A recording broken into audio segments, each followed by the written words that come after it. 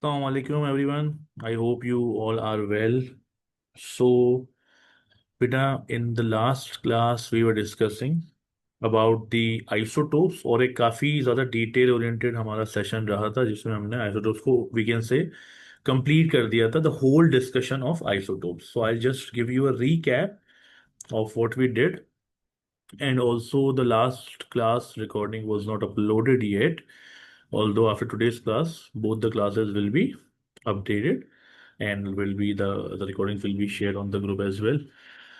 Okay, so coming up towards the last concept that we did in our previous class, that was the concept of isotopes. ठीक है बेटा, isotopes के बारे में इस definition को तो हमने डिस्कस किया ही था, but apart from that what we did that the main term isotopes, उसका मतलब क्या होता है उस चीज के अकॉर्डिंगली ही the whole thing is designed, the whole definition is there in front of you. So जो सेंट्रल आइडिया है डेफिनेशन का, दैट इज आइसोटोप्स. आइसो का मतलब होता है सेम, और टोप्स का जो टर्म है बेटा वो यहाँ यूज होता है for protons. So the central idea is regarding the protons कि भाई प्रोटॉन्स सेम होंगे. अब किस में सेम होंगे? Isotopes are atoms of the same element, ठीक है, with the same number of protons and electrons but with different number of neutrons, which causes a change or which can cause a change in their mass numbers. ठीक है बेटा. अच्छा, इससे पहले तक हमने क्या चीजें की थी वो भी आपके सामने है. From the start of atomic structure, matter, element, atom, subatomic particles, the structure of the atom, proton number, mass number, and the chemical symbol, and the neutrality of an atom, that why it is electrically neutral. And after that, we started off with this topic, isotopes, a very very important topic in this chapter. ठीक है. उसके बाद हमने एक पहली example की बेटा जिसमें हमने तीन हाइड्रोजन एटम्स को देखा, जिनके अंदर आप देख सकते हो कि अगर आप गौर से देखो इन तीनों को, the whole definition is in front of you. How?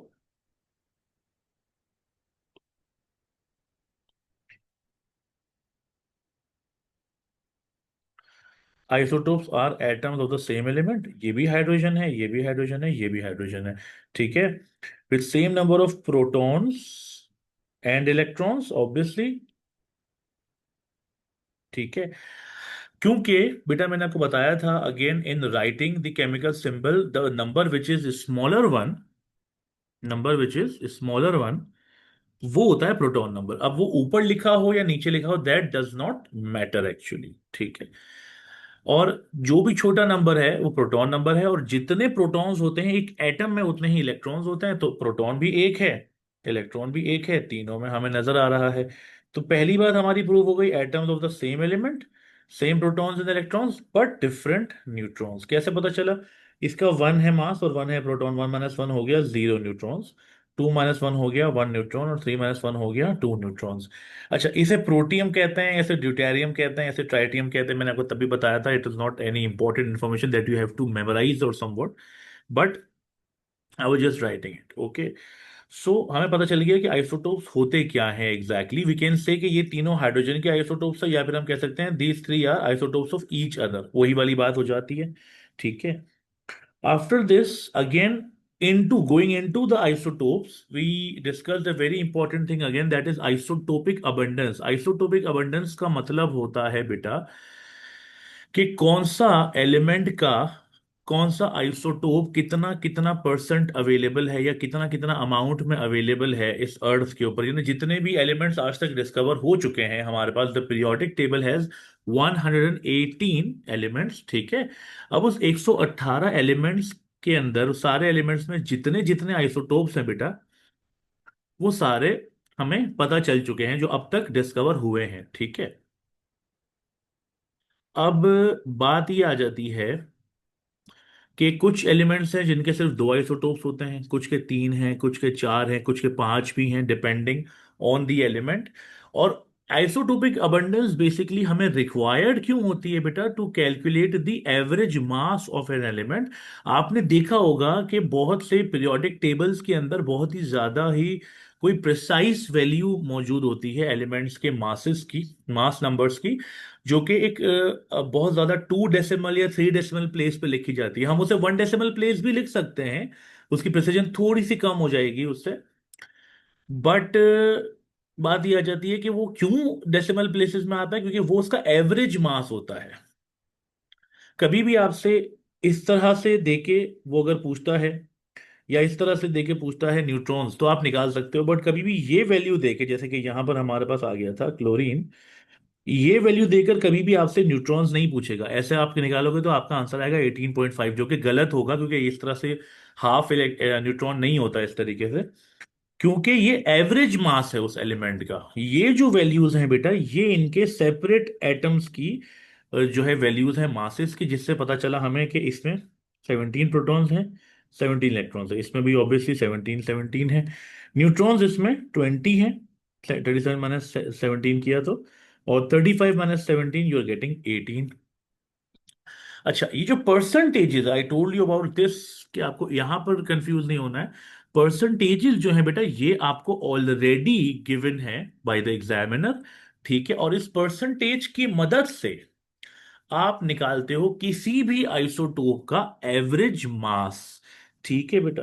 अच्छा, अब करना क्या होता है उसके लिए, जैसे कि 37 है, ठीक है, ये इसका मास नंबर है, और ये उसका परसेंटेज है, ये भी आपको पता है ऑब्वियसली, और ये भी एग्जामिनर ने दिया हुआ है, तो अब तो कोई प्रॉब्लम ही नहीं है। जितने आइसोटोप्स है, ये काम रिपीट होता रहेगा उतने आइसोटोप्स के लिए। अगर दो आइसोटोप है, फॉर एग्जांपल क्लोरीन के लिए दो आइसोटोप्स हैं, so mass of the isotope, like the isotope 1, multiply by its abundance. Abundance क्या मतलब, उसकी परसेंटेज, उसकी अमाउंट, कितना अवेलेबल है, कितना मौजूद है, प्लस का साइन आ गया फिर, mass of isotope 2 multiplied by its abundance, और डिवाइड किससे कर देंगे, टोटल अबंडेंस के साथ, which is 100 in this case. 37 multiplied by 25, ठीक है बेटा, 37 multiplied by 25 plus 35 multiplied by 75, the whole upon 100 gives you 35.5, which is the average mass of chlorine। अब अगर ये तीन आइसोटोप्स होते हैं, जिसके लिए मैंने यहां पर लिखा है डॉट डॉट डॉट, मतलब कि तीन हो सकते थे, चार हो सकते थे, तो बस ये प्रोसेस को आप रिपीट करते रहोगे बेटा, नथिंग एल्स, ठीक है। इस प्रोसेस को आप रिपीट करते रहोगे। सो आफ्टर दिस, हमने एक और एग्जाम्पल की थी बेटा, ब्रोमीन की।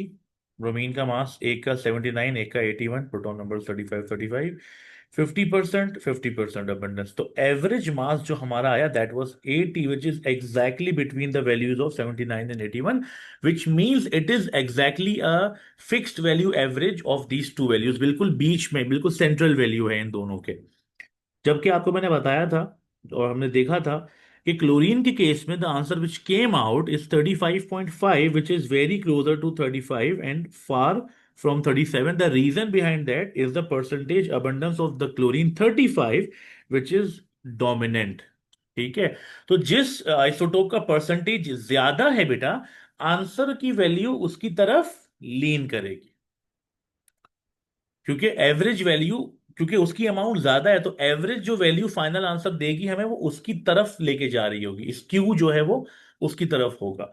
इन the same way for bromine, the answer is exactly in centre, because दोनों बराबर बराबर वैल्यूज के हैं, 50 50%, तो बिल्कुल सेंटर वाली वैल्यू आ गई, जो कि आपने खुद कैलकुलेट करके मुझे अपने आंसर्स बताए थे। And the third one, which the last question we did in the last class, was of neon. The two isotopes of neon, we have 2010 and 2210, which are in the percentage ratios of 90% to 10%. So इसको भी इसी method से when we calculated, we got 20.2। ये तो और भी छोटी decimal value है, जो कि 20 से और भी ज्यादा नजदीक है। द रीजन बिहाइंड इज कि 90% जो है वो कौन सा अबंडेंट है, नियॉन 20 वाला आइसोटोप, और 10% है सिर्फ नियॉन 22 वाला आइसोटोप। तो again the value will be very much closer, will B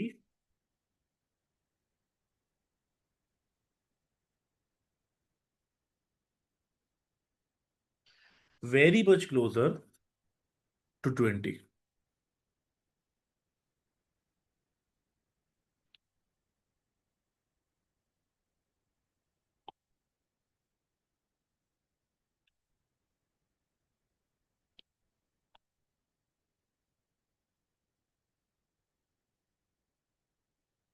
बहुत ज्यादा क्लोज है 20 के, because of the dominance of the isotope the percentage of neon 20 is higher, very much higher. और in the same way later हमने एक चीज discuss की थी जो शुरू में मैंने आपको बताई थी कि हाइड्रोजन का बेटा जो मास होता है वो कितना होता है, 1.008। Actual average mass of hydrogen is 1.008, meaning that this can be even considered as one. That means कि हम हाइड्रोजन की वैल्यू के मास मास की वैल्यू को वन ही लेते हैं। उसका रीजन ये है कि इतनी छोटी वैल्यू हो जाती है डेसिमल में 1.008, तो इसमें तो कुछ डिफरेंस ही नहीं है वन से, तो हम वन ही ले लेते हैं। बट थोड़ा सा डिफरेंस भी अगर ये 008 ला रहे हैं डेसिमल वैल्यू के बाद, तो इसका मतलब ये है कि कुछ अमाउंट तो है आइसोटोप्स की जो वन के अलावा है, जिनका मास वन नहीं है, कुछ और है, बट वो इतना कम है कि वो बिल्कुल भी जरा से भी डोमिनेंस नहीं रख सकते। इस वजह से value comes very very closer to the mass of one, due to the hydrogen one isotope being more than even 99%, यानी 99% भी नहीं कह रहा हूं, 99% से भी ज्यादा है। और ये दोनों मिला के कंबाइंड भी 1% से कम है, तो एवरेज वैल्यू कितनी ज्यादा क्लोज आ जाएगी वन के, आपके सामने है, that it is even considered to be one directly. This is the concept of isotopes. ठीक है बेटा, यहां तक किसी को कोई इशू है तो प्लीज लास्ट टाइम आप लोग मुझसे पूछ सकते हो आइसोटोप्स के उसमें, आइसोटोप्स से रिगार्डिंग आई बिलीव के कोई भी मसला है, यू कैन आस्क मी। सारा, उमर, रयान, हमना, हुरिया, लाइका, अब्दुल्ला, नहीं sir, any kind of issue you are clear है। facing regarding this topic or the chapter something, please you can ask me or you can tell me if everything is clear to you। ठीक है बेटा। अच्छा, अब मैंने जैसे आप लोगों से कहा था वील बी डूइंग क्वेश्चंस, तो आई थॉट कि ये एक रिफ्रेश्ड एक्सप्लेनेशन हो जाने के बाद it would be better to give you like there are like 3-4 questions of the isotopic abundance calculation, the average mass calculation from the values of isotopic abundance. तो वो मैं आपको अब सेंड कर दूंगा, क्योंकि we probably will be having another class this week, as you might remember, some of you who were with me since the last week and before that, कि last week वाली हम क्लास नहीं कर सके थे वेडनेसडे वाली due to my back issue. So that is why that also इंशाल्लाह will be compensated in this week later on, I'll let you know about that। तो उस क्लास से पहले तक के लिए वो डेडलाइन होगी आपकी वो होमवर्क करने की, इतना टाइम वैसे ही नहीं लगा वो आपका। And apart from that, the video lecture of the last class will be uploaded along with this one, maybe today or by tomorrow maximum. And coming towards the end of this topic, we have one more last discussion regarding isotopes, after which we can move forward. But again, I haven't got answers from all of you, whether in chat or तो इस class के बाद आप share करेंगे? class के बाद। Sir, इस class के बाद आप क्वेश्चन शेयर करेंगे? हाँ हाँ, क्लास के बाद इंशाल्लाह share the questions on the group. ठीक है बेटा, अभी तक मुझे कुछ ही लोगों ने रिस्पॉन्ड किया है regarding this topic. Still everyone, if anyone has an issue, Abdullah, Umar, Sara, ask me. Last thing अब जो हम पढ़ने जा रहे हैं, during my saying of this आप कह सकते हो if you have any issue. Last thing that we must discuss बेटा is about the type, like two different properties that we have, जो कि आपको पता ना एक बड़ा रेगुलर चलता आ रहा है शुरू से। We have two types of properties ना।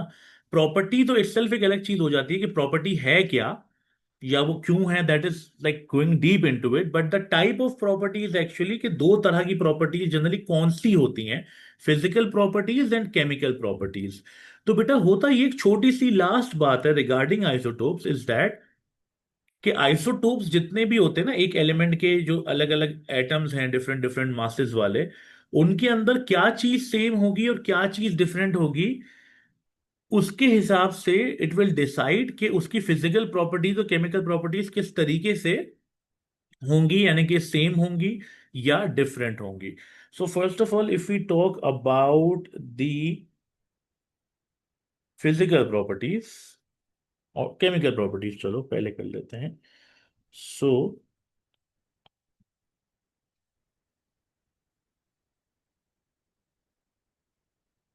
वी कैन से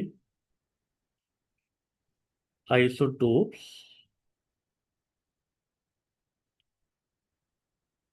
have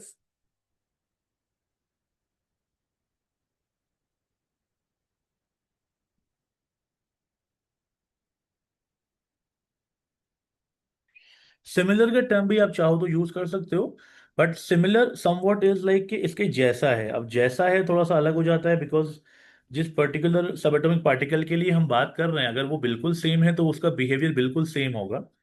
so isotopes have same chemical properties. ठीक है बेटा, isotopes have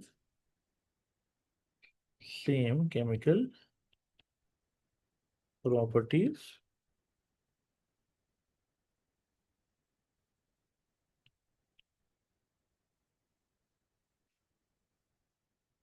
because they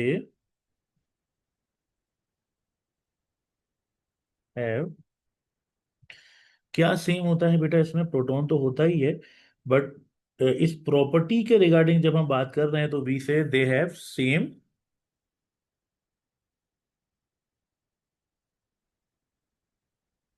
number of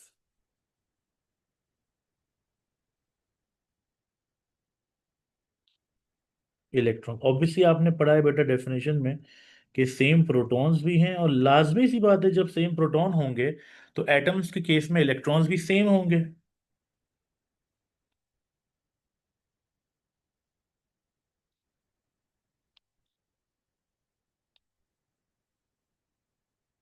ठीक है बेटा, और जब इलेक्ट्रॉन सेम होगा तो केमिकल प्रॉपर्टी का मतलब क्या है? केमिकल प्रॉपर्टी का मतलब केमिकल बिहेवियर, एक केमिकल रिएक्शन में पार्ट लेने का तरीका कैसा है। केमिकल रिएक्शन में पार्ट लेने का तरीका जो है बेटा, that totally depends on the electron, that totally depends on the electron. क्यों? क्योंकि अब जाहिर सी बात है आइसोटोप्स हैं डिफरेंट, मतलब दो अलग अलग आइसोटोप हैं, दो अलग अलग एटम हैं, सेम एलिमेंट हैं बट उनके दो अलग अलग एटम हैं जिनके मासेस भले डिफरेंट हो, इलेक्ट्रॉन तो सेम है। और जब इलेक्ट्रॉन सेम है, रिएक्शंस में पार्ट कौन लेता है बेटा? इलेक्ट्रॉन पार्ट लेता है। और जब इलेक्ट्रॉन सेम है तो इसका मतलब ये होगा बेटा कि रिएक्शन करने का तरीका एग्जैक्टली सेम होगा। तो इसका मतलब जो केमिकल बिहेवियर है, उसका केमिकल प्रॉपर्टी है, वो एग्जैक्टली सेम होगी। Isotopes have same chemical properties because they have same number of electrons. सही है। अच्छा, यहां पर हम डाल देंगे एक full stop and then we further will right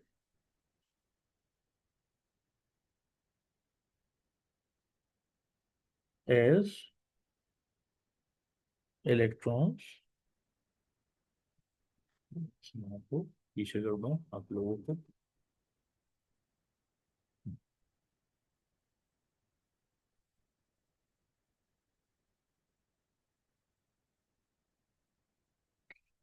Electrons take part in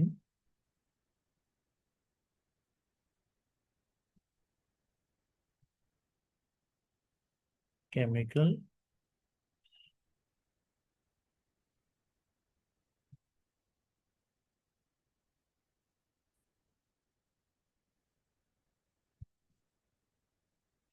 reactions। ये हो गई पहली बात, आइसोटोप्स के केमिकल बिहेवियर से related. And if we are talking about the physical properties बेटा, सेकंड थिंग, फिजिकल प्रॉपर्टीज क्या होंगी? फिजिकल प्रॉपर्टीज होंगी different.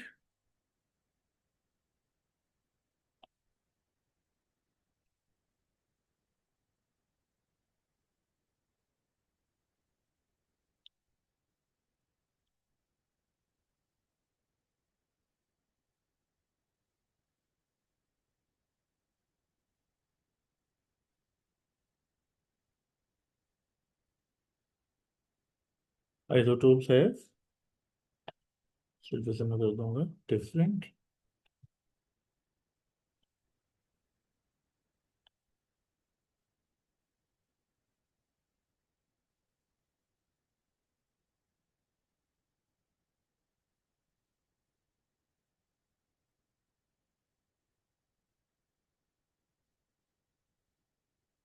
Different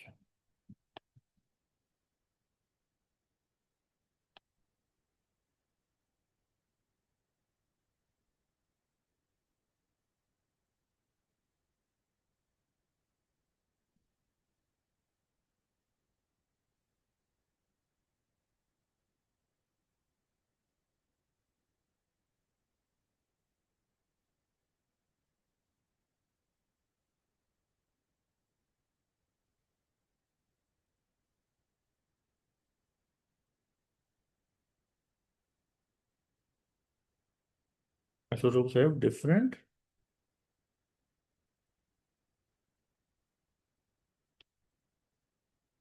physical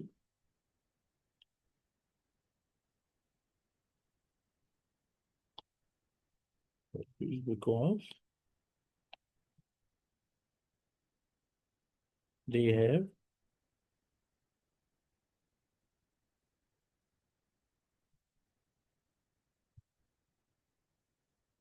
different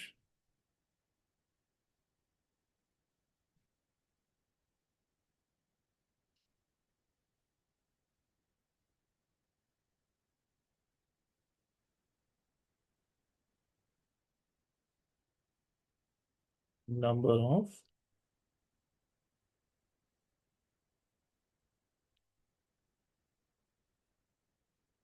neutrons. ठीक है।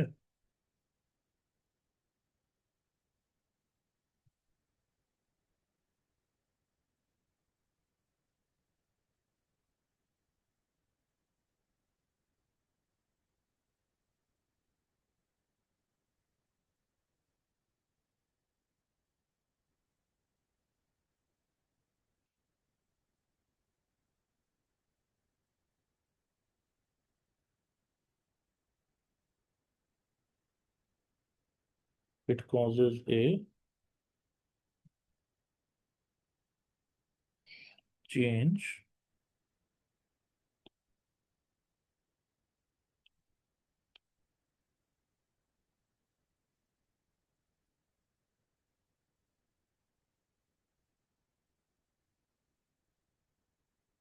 मास। ठीक है, मास नंबर देखो, मास देखो मतलब मास डिफरेंट हो जाता है ना बेटा उनका। जब मास ही डिफरेंट हो जाएगा तो मास रिलेटेड जितनी भी चीजें हैं, जैसे कि पहली बात तो डेंसिटी हो गई।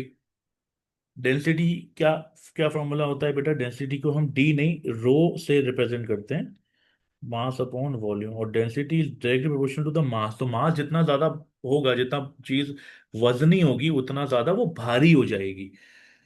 बिकॉज वॉल्यूम कांस्टेंट भी रहे और मास इंक्रीज हो तो automatically your p will increase, which is sorry rho will increase, which is your density. So भारी होना लाजमी है अगर मास ज्यादा होता है। तो जो आइसोटोप का न्यूट्रॉन ज्यादा है वो ज्यादा भारी है, इसका मतलब उसकी डेंसिटी ज्यादा होगी दूसरे वाले से। तो फिजिकल प्रॉपर्टी डिफरेंट हो गई। जो ज्यादा भारी है उसका मेल्टिंग पॉइंट थोड़ा सा स्लाइटली उससे ज्यादा हो सकता है, तो फिजिकल प्रॉपर्टी डिफरेंट हो गई। अगर वो लिक्विड सब्सटेंसेस हैं तो उनका बॉइलिंग पॉइंट ज्यादा हो सकता है। तो अगेन आपके पास जो फिजिकल प्रॉपर्टी है वो डिफरेंट हो गई। तो this is how the physical properties are different, because they have the different number of neutrons, और उसकी वजह से ही इनका मास जो है बेटा वो डिफरेंट हो जाता है। ठीक है।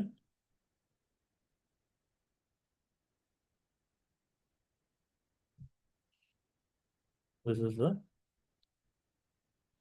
सिनेरियो बेटा। तो ये चीज जो मैंने आप लोगों को एक्सप्लेन की है regarding the chemical and physical properties of isotopes, क्या ये आप सबको क्लियर है? यहां तक सब चीजें क्लियर हैं? अब्दुल्ला, हमना, लाइका, उमर, Yes. रयान, सारा।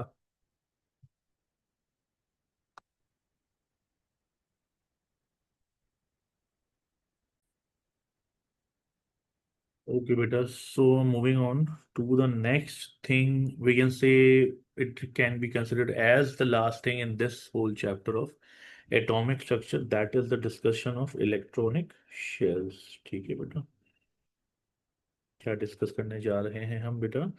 Electron shells. ठीक है।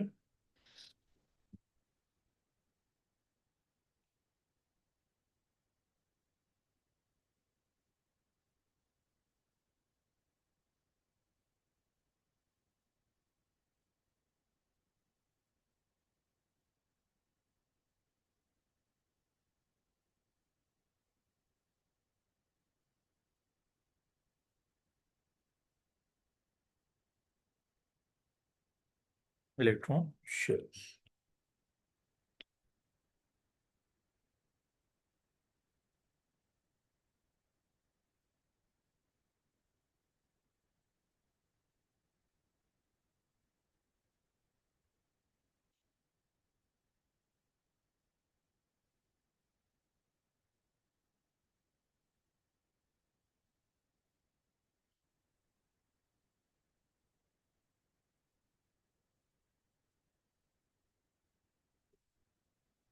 Okay, so in this, first of all, I'll tell you about electron shells के इन्हें और कुछ भी कहा जाता है. If you know, it's good. If you don't know, that is also fine.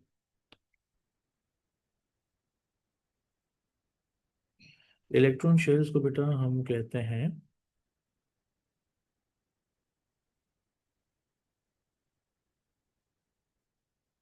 एक तो आपकी स्कूल में होती हैं, वो प्रिंसिपल अलग है, और ये जो प्रिंसिपल है ये अलग है. Principle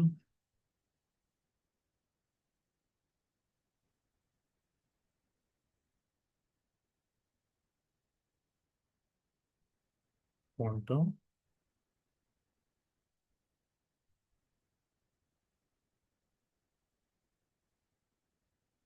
number. ठीक है बेटा.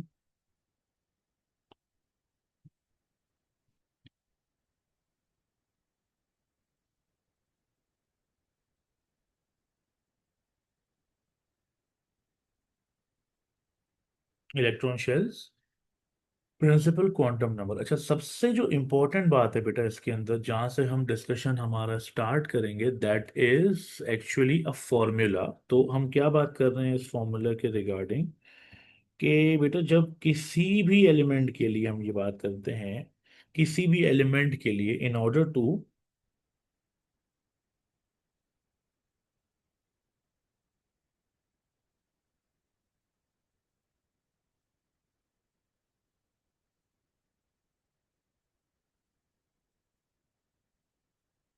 Deduce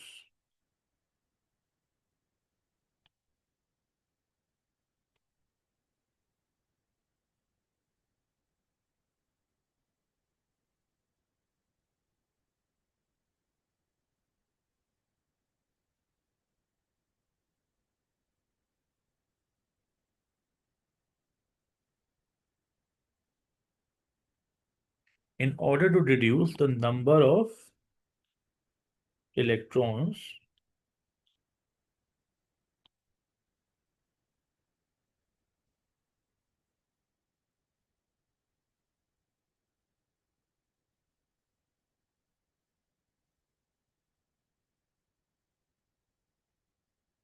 a shell can contain,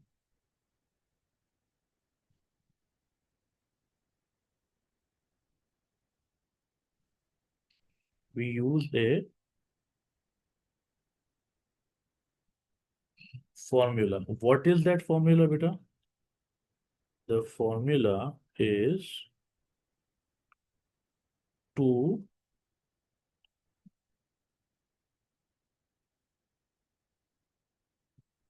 n square. ठीक है बेटा, क्या है formula? 2 n square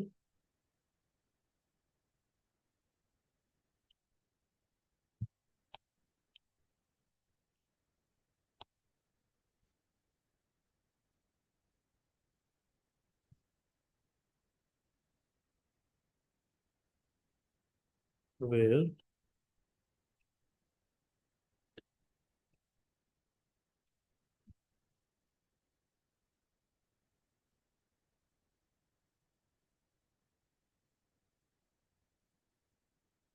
is the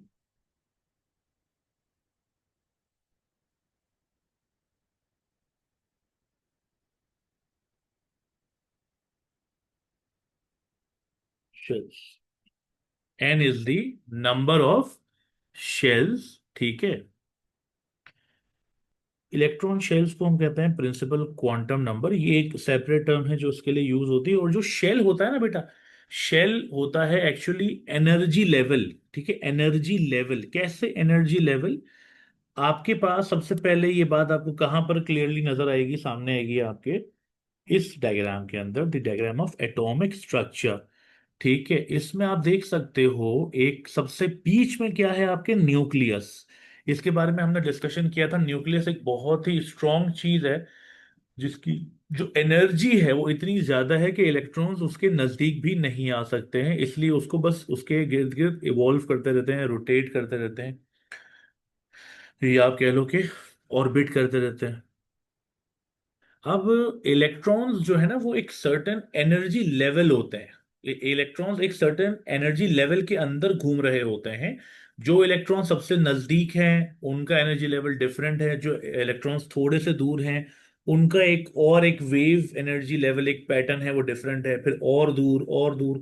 अब वो क्या डिफरेंसेस हैं, क्या डिस्टेंसेस हैं, सबसे पहले तो हम उस बात को करने से पहले ये पता लगाते हैं कि ये जो फॉर्मूला है, why are we provided with this formula, how we are going to know by this formula कि किस शेल के अंदर मैक्सिमम कितने इलेक्ट्रॉन्स उसके अंदर आ सकते हैं, उसके अंदर कंटेन किए जा सकते हैं।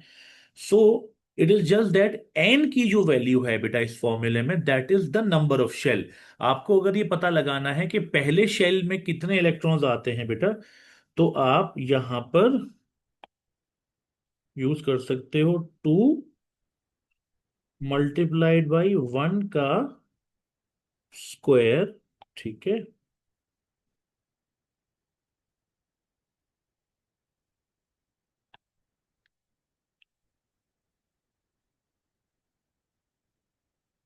ठीक है बेटा, 1 का स्क्वायर, जिसका आंसर आ जाएगा आपके पास 2।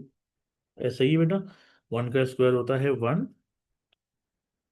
और 1 into two it becomes 2।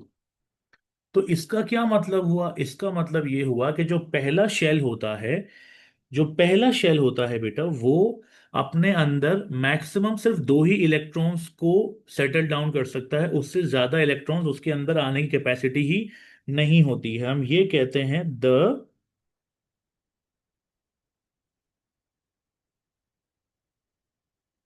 First shell can.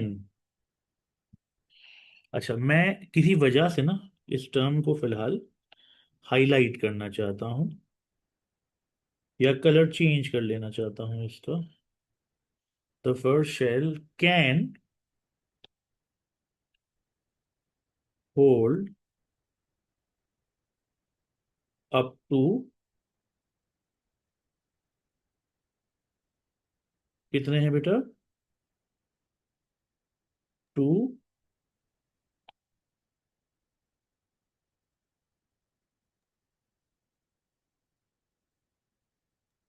Electron. ठीक है, ये तो हो गया पहले वाले के लिए। चलें, ठीक है, दूसरे वाले की तरफ चलते हैं और फॉर्मूले के थ्रू ही इसको प्लेस करते हैं। ऑलमोस्ट सब चीज़ सेम है, तो मैं बस इसको कॉपी करके ना टेक्स्ट को थोड़ा सा चेंज कर दूंगा। यहाँ पर आ जाएगा इट सेल्फ टू, यही यहाँ पे डाल देते हैं ना, और यहाँ आ जाएगा बेटा आपका आंसर क्या बनेगा। 2 का स्क्वायर होता है 4, 4 इंटू 2 क्या हो जाता है बेटा, 8 हो जाता है। This is 8। ठीक है, सो the second shell, not the first this time, the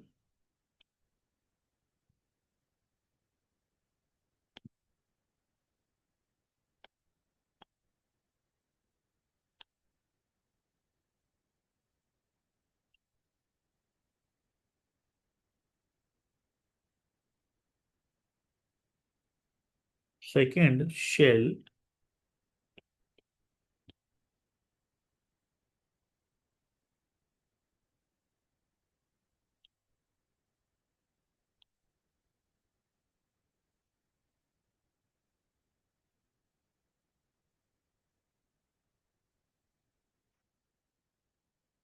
can hold up to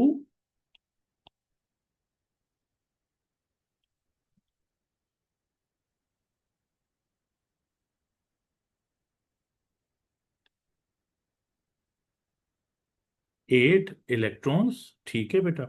अच्छा, पहले शेल को बेटा एक नाम भी दिया जाता है, पहले शेल को हम कहते हैं पहले शेल को हम कहते हैं ड्यूपलेट, एक नाम है जो कि पहले शेल के लिए कहते हैं कि आपको इसका आइडिया जरूर होना चाहिए।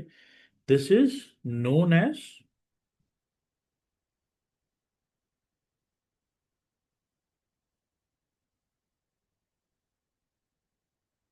ड्यूपलेट,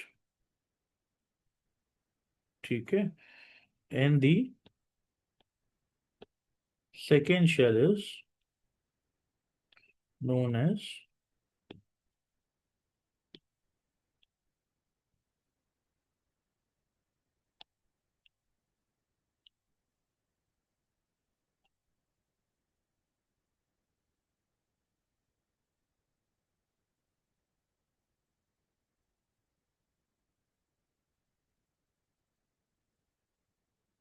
octet।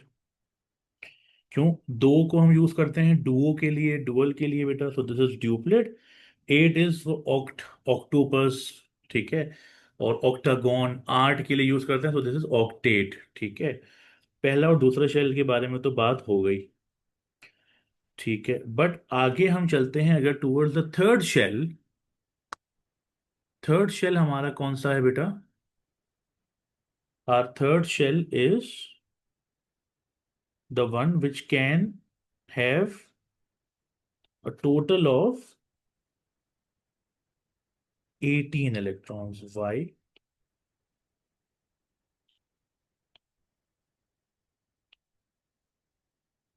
2 into 3 square. Answer comes out to be 18. 3 3 is a 9. 3 times is a 9. 3 का square and that multiplied by 2 becomes 18. तो हम ये कहते हैं बेटा,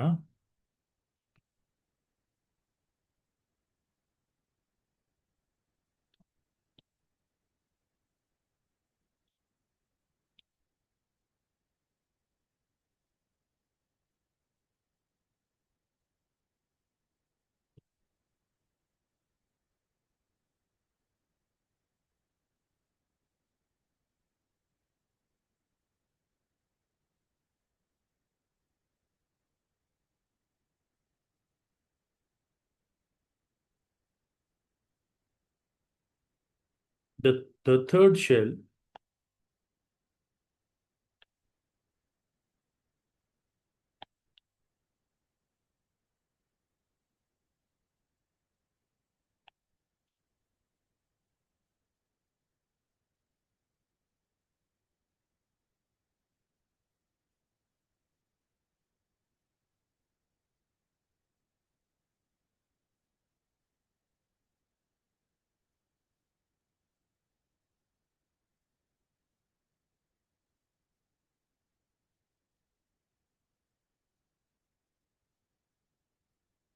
can hold up to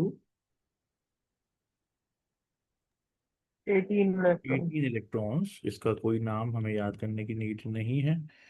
18 electrons, but why I highlighted this term can over here?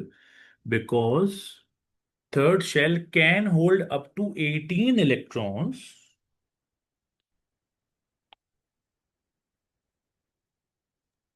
Up to 18 है तो can जरूरी नहीं है कि मतलब 18 ही हो। हाँ वही बात सब में चल रही है, ठीक है ना। कैन का तो वैसे भी बेटा मतलब ये है कि ये हो सकता है, ठीक है। अब वो होता है कि नहीं होता है वो एक डिफरेंट बात हो जाती है। हो सकता है अलग है, और हो क्या रहा है वो उससे अलग है, या होता क्या है एट द एंड वो उससे अलग है। सो कैन का मतलब ये हो सकता है। तो पहले शेल के लिए क्या होता है बेटा, दो इलेक्ट्रॉन्स आ सकते हैं और दो इलेक्ट्रॉन्स तक ही आते हैं। In all these terms you can see, in all these definition you can see, explanation you can see, हमने हर दफा लिखा है एक term up to. Up to का मतलब क्या होता है बेटा?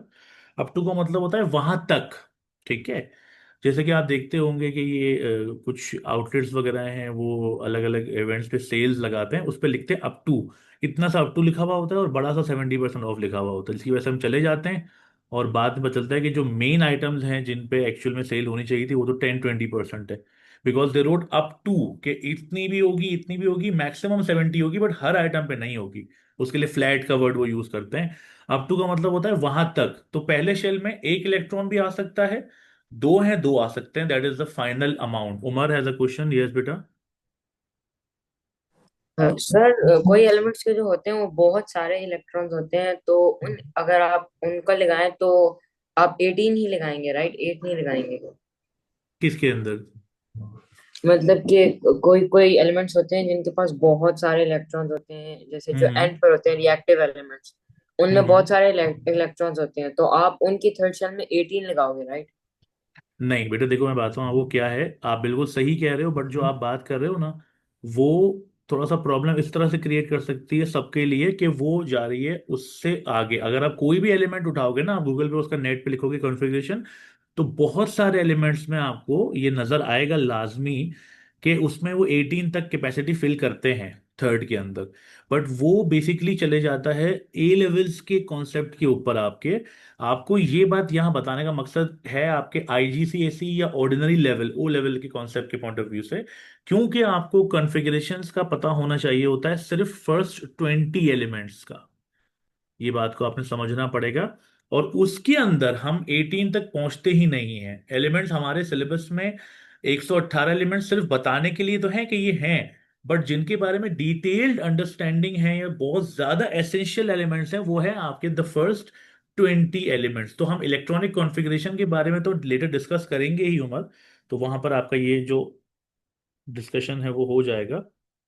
Eight the moment we are discussing about the third shell, even the fourth shell, कि हम जनरली जब ये बात करते हैं तो हम ये कहते हैं the third shell can hold up to 18 electrons, can hold up to 18 electrons,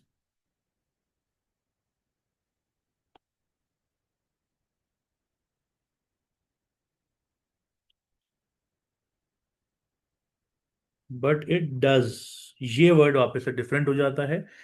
it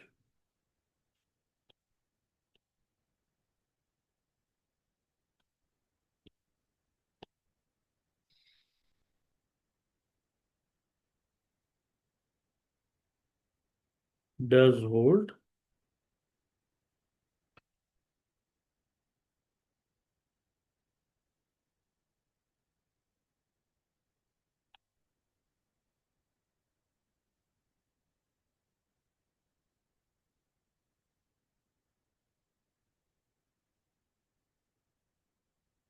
8 electrons only.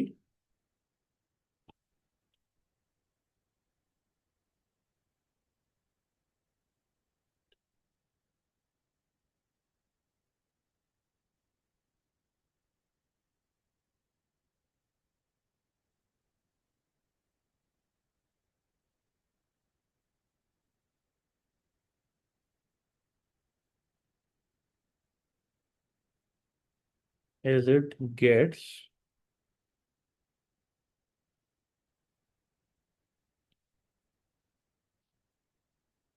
Stable. ये चीज आपके लिए जानना जरूरी है, और इसको मैं आपको एक छोटी सी एग्जांपल देके भी समझा सकता हूं। जैसे कि फर्स्ट शेल के लिए क्या केस था, दो चाहिए थे, दो ही लेता है वो मैक्सिमम। दूसरे को 8 चाहिए होते हैं, 8 इलेक्ट्रॉन्स, वो 8 ही लेता है। तीसरे को 18 चाहिए होते हैं। जैसे कि आप लोग सब आई बिलीव पिज्ज़ा वगैरह खाते होंगे, ठीक है ना? तो कभी ऐसा होता है बहुत ज़्यादा क्रेविंग है, तो हम ऑर्डर करते हैं, तो जो राइडर है वो लेट हो जाता है। जब हमें ऐसा होता है कि बहुत टाइम है, आराम से आ जाए, तो वो बहुत जल्दी आ जाता है। तो इट डिपेंड्स ना, क्रेविंग जब ज्यादा होती है तो उसे और देर हो जाती है, और क्रेविंग इंक्रीज हो जाती है। तो इनिशियली जब पिज्जा आता है ना, आपसे पूछा जाए how many slices will you eat, तो आप उस वक्त कह देते हो I think I can eat 6 slices. तो कैन क्या है, एक कोई चैलेंज नहीं है, बट एक आपकी तरफ से एक ऐसी बात है जो कि आप समझते हो कि आप ये कर लोगे, ठीक है। बट वो हुआ नहीं अगर, तो हाउ इट डिफर्स, कि आपने बोला था कि आई ईट 6 स्लाइसेस, आपने 4 खाया, आपने बोला बस बहुत हो गया। तो आपने अपनी कैपेसिटी उस वक्त क्या शो करी, कि मैं 6 तक चले जाऊंगा। बट 4 होते ही आप बिल्कुल फुल हो गए, स्टेबल फील करने लगे अब। तो आपने सोचा बस 4 काफी है। तो 18 भी इस तरीके से थर्ड शेल की मैक्सिमम लिमिट है। बट जब उसे जनरली 8 मिल जाते हैं, एक 8 इलेक्ट्रॉन्स फिल हो जाते हैं ना उसके, तो actually it achieves the noble gas configuration. Noble gases जितनी भी है ना बेटा, वो ग्रुप 8 वाले कहलाते हैं। हालांकि उनका अब नाम जो है काफी टाइम बाद से ग्रुप 18 भी कर दिया गया है, काफी पहले से। बट वैसे उन्हें ग्रुप 8 ही किया जाता है कंसिडर, बिकॉज जितने भी वो हैं हमारे पास, उनके लास्ट शेल में 8 इलेक्ट्रॉन्स होते हैं। लास्ट शेल में 8 इलेक्ट्रॉन्स होते हैं, तो उससे रिगार्डिंग ये बात आ जाती है कहीं पे कि ये 8 पे इनफ सेटिस्फाइंग हो जाता है उसके लिए, कि बस 8 बहुत हैं और मुझे नहीं चाहिए। मैं सोच रहा हूँ 8 18 ले लूं, बट 8 मेरे लिए बहुत है, बस उसका विश वहां कंप्लीट हो गया। ये वाली चीज है।